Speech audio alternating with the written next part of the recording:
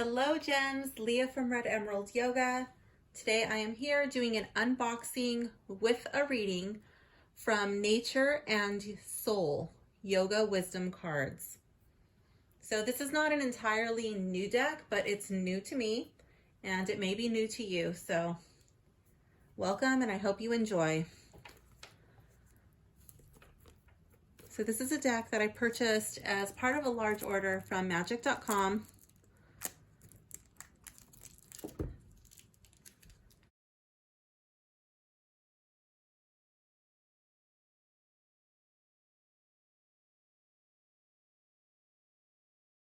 Okay, so this is the box. This is a US Games deck, and this is by Alison DeNicola and Christine Zilich, or Zilich. I'm not too sure how to pronounce that. I think it's Zilich.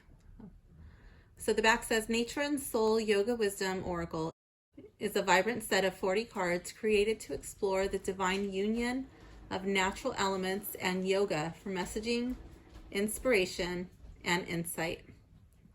In this deck, familiar yoga poses are visually merged with powerful animal archetypes and earth images to bring you a deeper perspective to your yoga and meditation practice.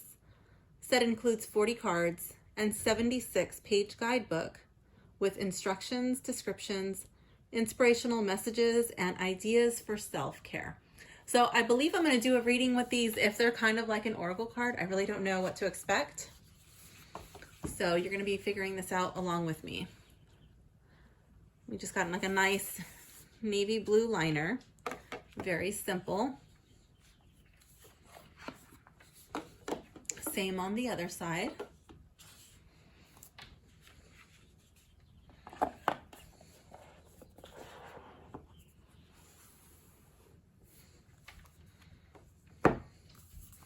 We have a cute little book. Oh my goodness, my dogs are making a bunch of noise playing with their toys.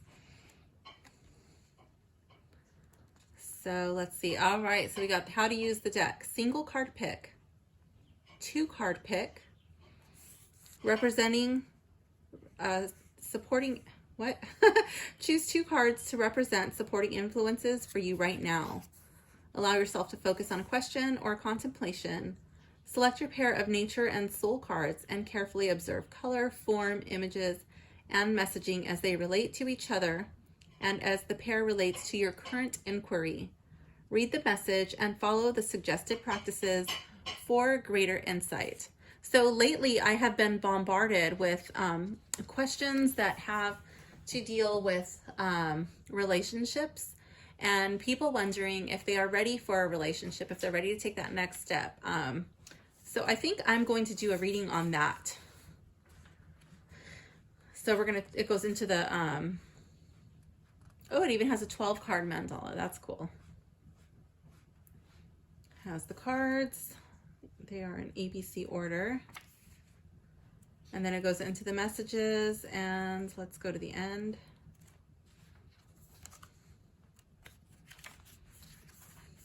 Tells you a little bit about the author, the artist, and a space for notes. And then it gives you the information on US Games. Okay, so I'll put that over there. Actually, I'll just put this here. There we go. And we have a little bit more shrink wrap to get through. The box was not so difficult to open. So let's see.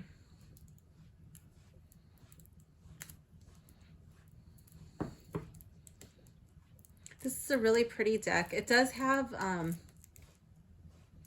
ooh, I'll be right back.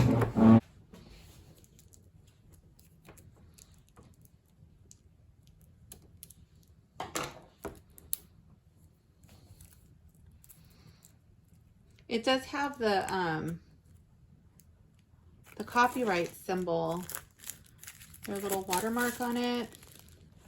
Yes, Games always does that. So I know some people are greatly bothered by that, so much so that they go and they lop it off with scissors or whatever they use to cut their cards. That really doesn't bother me too much, but I would like this card better if it didn't have that. It's minimal, but I don't think it's necessary. So we'll start with this side. I'm not going to read them. You can read them for yourself.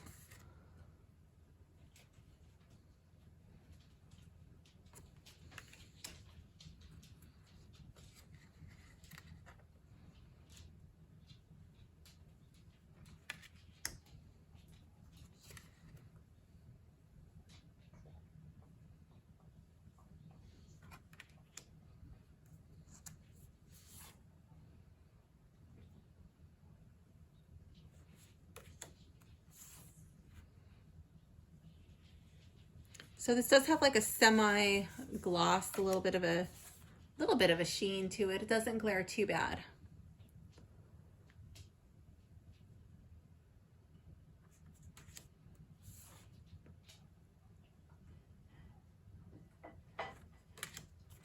Marley, go to bed.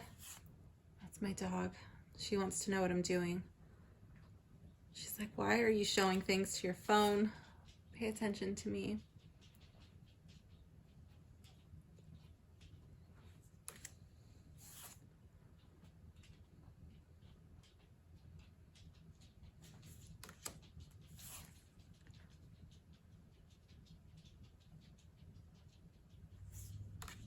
So this actually has some pretty thin cardstock for as wide as the cards are. This is a cardstock I would expect to see more on a tarot card, not so much on an oracle card.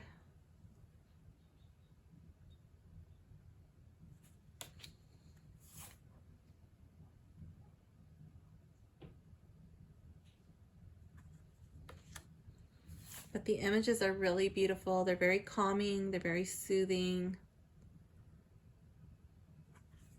And I like how it kind of combines the reading with some yoga.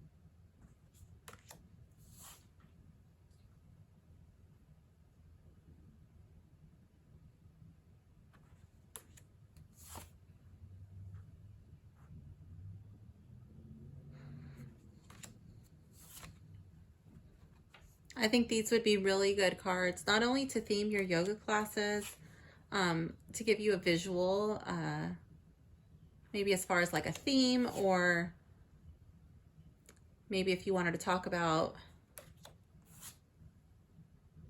some sort of like a Dharma talk. If you're into the mythology, you could bring up the mythology behind some of the poses. But it would even be good like for your peak pose. You could even like leave the card out.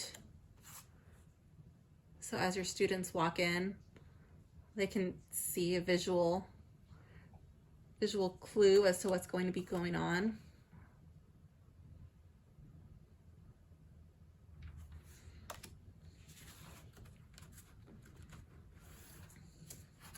I'm going to show you this cardstock now. This is pretty thin. It's pretty bendy. I do think that you would have to take care with this deck.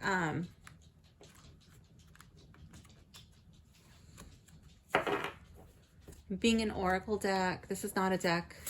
I don't use any particular deck every single day. I kind of rotate them out depending on my mood, the current situation. So I'm speaking for myself when I say this is not a deck that I would use every day. Could you? Sure. But because of the cardstock, I don't know if it would last that long if you used it every day, because it's not as easy to handle as a regular tarot deck. It's a lot larger. So if you were using these every single day, you might start to notice your cards being a little bit chewed up. I'm going to see if these can shuffle from the side. You can, but they kind of want to bend a little bit. I really don't feel comfortable putting much pressure there. You might want to do like a corner. Even that is kind of, it's a little bit scary. So thin. It's not like the thinnest deck that I have. It's just, I think the size that kind of, so I think with this deck, I'll probably just do an overhand and just pick like random cards. I think that's the safest for me. It's not the only way. Your hands may be a little bit different. You may be comfortable doing it in a different way. So I'm going to do that 2-card reading. I'm going to go back to it. I just wanted to give it a little shuffle. Let's see. So the 2-card pick.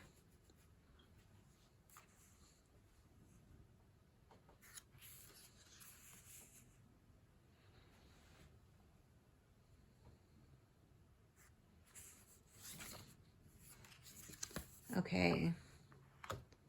So the question I'm going to ask is kind of like just a collective general question, not specifically for one person. It's more like for the groups of people who have been having this question come up in conversations and in readings with me. And the question is going to be, how will I know when I am ready to give and receive love? So let's see what comes up. This is going to be the first card. And for the second card. All right, let's see. Let's see what the book says. We have Firefly and Crocodile.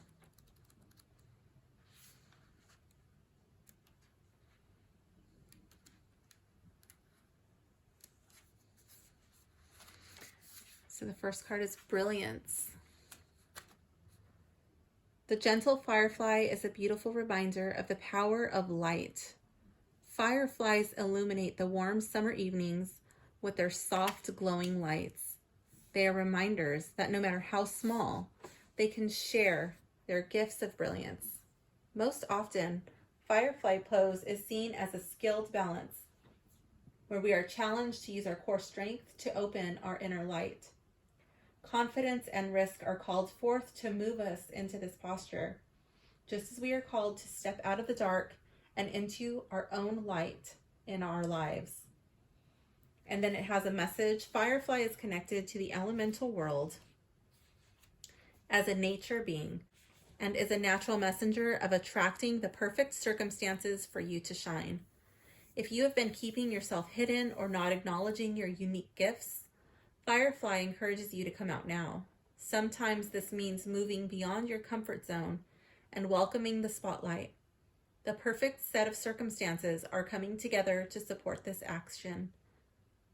The perfect set of circumstances are coming together to support this action.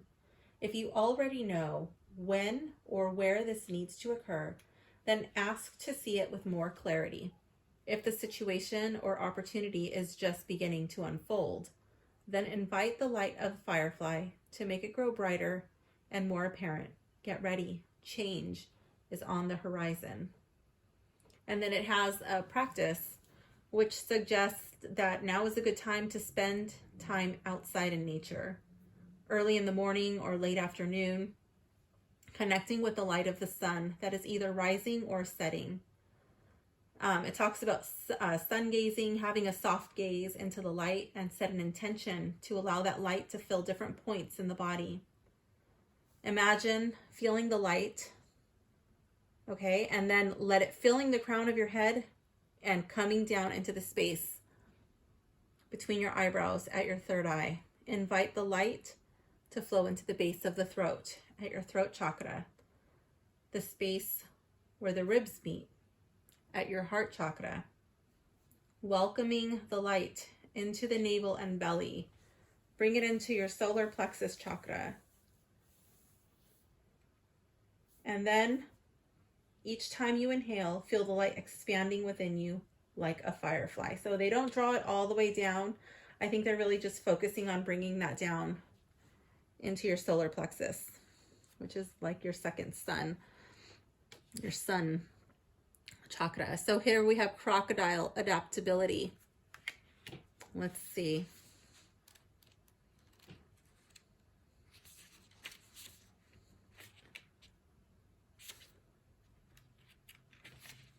Crocodile. The mighty crocodile is a symbol of primal force and integration. The largest of the reptiles, crocodiles are powerful hunters and patient watchers. Crocodiles float on their bellies, waiting to emerge at the right time. Crocodile pose invites us to find our own flexibility, patience, and adaptability as we tune into our bodies. In this way, we can find the spaces to create change. In the prone position, we are more attuned to earth and water in the front of our bodies. Crocodile brings with it the message of being the objective observer. Through the connection to water and earth element, you are being encouraged to slow down, pause, and observe. Opportunities often come in the most synchronistic ways. Like this skilled hunter, use your own sense of right timing. When the opening occurs, move through it and seize new opportunities. Your adaptability and flexible approach will ensure success. And then for this practice, it has lie down for this simple meditation. Imagine yourself floating in a warm stream. Sense a lightness in your body and mind, and feel that primal part of yourself as a creature of the earth adapting to the water. Ooh, I think I'm going to make a meditation of this. I'll have to post that. Begin to imagine your ears under the water and your eyes looking up at the sky. Slowly notice all sounds and become aware of what you see and sense through your skin. Feel yourself gracefully concealed as the conscious observer. Take in all sensations and receive the gifts of awareness. Okay, so now that I've read the book's description of these two cards and considering the question that has been coming up a lot over the last week, I think that this card is asking you, because of the relationship of the solar plexus and what it does in the body, the way that it interacts with your psyche, I think that this card is calling on you to become comfortable in your own skin, to work on letting your light, like you have to let light in order for you to be able to shine. You have to be able to love yourself before you are ready to love anyone else. If you can't love yourself, you are looking for external gratification, external confirmation that you are worthy. And that's not the healthiest place to start a relationship. It has to start with you. And when you are ready, when you're ready to let your light shine, like the firefly somehow brings that light in and it shines it out. And when that happens, you're going to attract the right person for you at that time. And when that person comes in, when the opportunity presents itself, you're going to be ready like the crocodile because you have been patient. You have been working on you. You have done what you needed to do. And when that opportunity arises, you'll be ready to reach out and grab it. Not as aggressively as the crocodile, but you'll seize the day. So I'm really interested. I'm pretty sure this said in a prone position. Hold on, I'm going to go back to crocodile.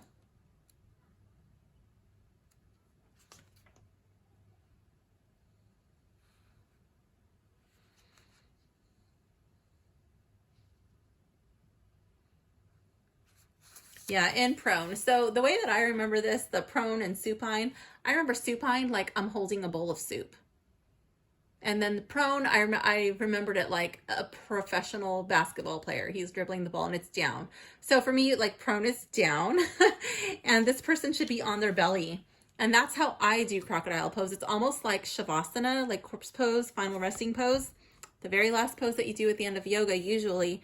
And it's like an upside down shavasana. So for me, this pose doesn't really make sense. I call this, it looks like this person is doing wind release for me, not crocodile pose.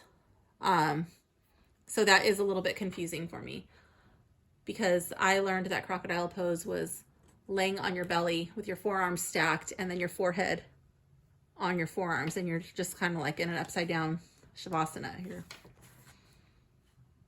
in a prone position for crocodile. So, but you know, that's not the only way. Like sometimes different yoga instructors have different names for different things. So maybe this person was taught it in a different way, and that's okay. You can have different names for different things. Just like I grew up in a gym and there's different exercises. Well, there's different names for different exercises, but it's the same exercise. So someone will be like, oh, can you show me how to do this exercise? And I'm like, oh, I've never heard of that. And then someone else calls it something else. It's like, oh yeah, I know how to do that. So it's probably just one of those situations, but that just kind of threw me off a little bit, especially where it said like prone when this person is in a supine position. There's that. But I think the message is more important. The message resonates and the artwork is pretty. So it's a gorgeous deck. I love the soft watercolors. I do like the guidebook. I felt like it really related to the question. And I like the soft muted palette on the back. It's very soft and subtle. The watermark really isn't too intrusive on the deck.